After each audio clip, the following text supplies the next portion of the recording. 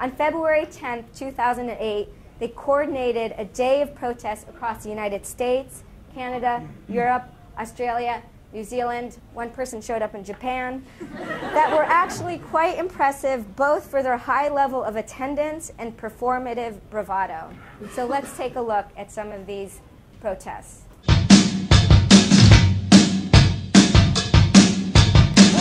not gonna take it. No, we ain't gonna take it. We're not gonna take it anymore.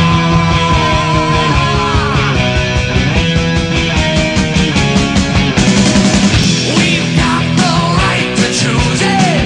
There ain't no way we'll lose it. This is our life. This is our song. We'll fight the powers that be just. Don't pick on destiny, 'cause you don't know us, you don't belong. We're not gonna take it. No, we ain't gonna take it. We're not gonna take it anymore. Oh, you're so condescending. Your goal is never ending. We don't want nothing from you. Your life is tried and jaded, boring and confiscated. If that's your best won't do.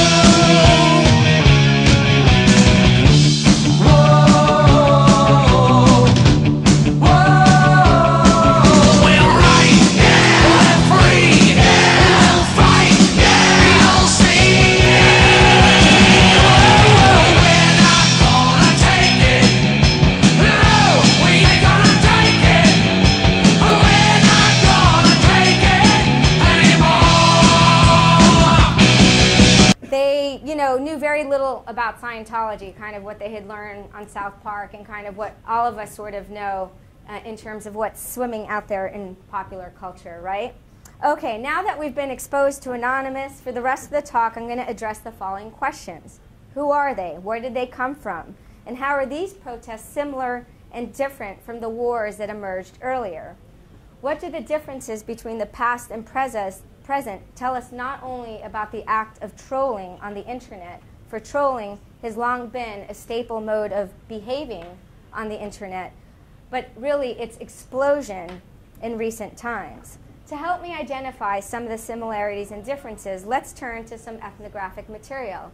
Let's go to some internet relay chat conversations among members of Anonymous in February of 2008 as they were protesting in cities around the world. So this is someone who is saying, each thing we will do will only be one small step towards victory, but we aren't the only enemies of Scientology. We have allies in the U.S. Department of Justice, entire German government, French government, because Scientology is not considered a religion in France or Germany, partially infiltrated by sci-fags, informed Christian groups, informed public, South Park viewers, old alt-Scientology religion members, former sci-fags that detach from the church. Keep in mind that this is a war of attrition. We cannot bankrupt Scientology directly. This is about getting media attention, informing the public, wearing down their members, this is my favorite, pissing off their IT phone services, counter-brainwash their potential recruits, and for lulz. Okay, now I just want to show you another conversation, and then I'm going to talk a little bit about them. I was on 4chan the day it went up, the very first time. Does that make me original Anon? And for those that don't know what 4chan is, because I know some don't worry, I'll get to it in a moment. Nope, Anon was established long before 4chan. It has the best porn, blah, blah, blah, blah, blah, blah. Alexander Hamilton wrote letters to newspapers advocating the ratification of the Constitution, signed Anonymous. That makes him the original Anon. Okay. So from these snippets of chatter, we can quickly identify cultural continuities and differences between past and present. And I'm going to start with the continuities. Both sets of protests are examples of the ways in which internet users extend, replay, broadcast liberal principles, not through the course of philosophical pontifications, but through the course of everyday life, or in this case, inane banter.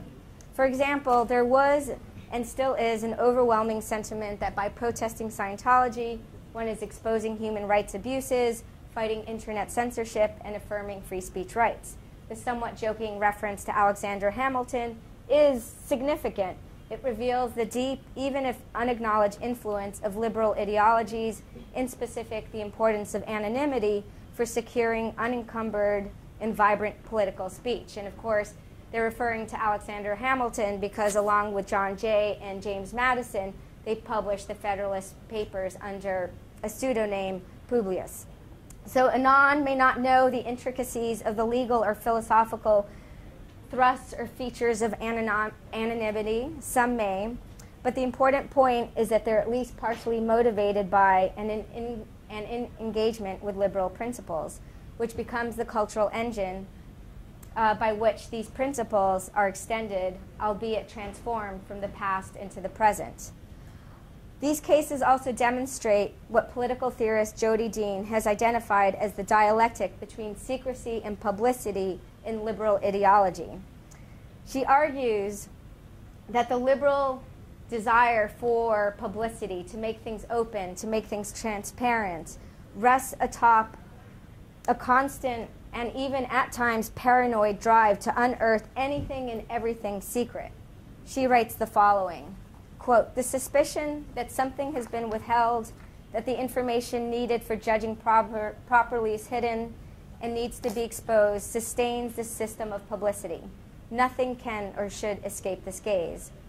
Basically, what she's just saying is that the kind of extreme commitment to openness and transparency is often accompanied by desire and especially an enjoyment of unearthing secrets.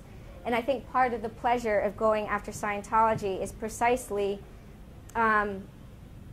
in reveling, in revealing the many, many secrets of the religion, and it is one of the most secretive. And so just to give you a small kind of ethnographic snapshot of what this looks like, here are some Anons talking about some secret church documents that they would like to get. So someone says, what I'd really like to get my hands on are some L. Ron Hubbard lecture tapes, in particular ones where he talks about Xenu, so one can put up high-quality DL, check Pirate Bay, blah, blah, blah. And then at the end, the person says, what you really want is the Class 7 assist tapes, which is one of the most secret ones, right? And it's interesting because to protest Scientology, you don't really need to get the secret documents, right? But there is a kind of fetishism of getting your hands on the most secret stuff, right? So those were some of the kind of liberal connections between past and present. And now I'm going to toss out the question of liberalism altogether because the liberal underpinnings of Anonymous are everywhere betrayed but by what I will call illiberal currents, identifiable so far in the obscure, esoteric, offensive language peppered in the IRC statements, such as references to sci-fags, 4chan, and especially the Lulz. So to understand these illiberal currents, to understand the emergence of Anonymous, I need to leave the story of the protest and give a fair bit of background, so bear with me for a few minutes. We first must turn to the place out of which Project Chanology emerged, a quite famous, or really infamous, and immensely popular image board by the name of 4chan, sometimes described as the cesspool of the internet. Or as one of my colleagues, Finn Brunton, has so beautifully put it, 4chan is probably, quote, the single most broadly offensive artifact in the history of human media. On 4chan, anonymity is a sacred way of life, and porn is never in short supply. 4chan is composed of many subboards, over 40, where users discuss and post material. You always have to post an image related to a range of topics: anime, manga, technology, photography, music, and travel. And it is important to note not everything on 4chan is porn and craziness, right? By and large, its users are anonymous, by which I mean many post with no name, which then appears as anonymous. Though you can use a name, there's no way to permanently register it. All the commentary, images, videos thrown up are also not only not archived, they're also posted at such an unbelievably fast rate, pace, and volume that much of what's produced is posted, it's seen, and it effectively vanishes away. In this regard, 4chan is really different from a lot of the internet, which is archived. Now, there are sites that do archive parts of 4chan,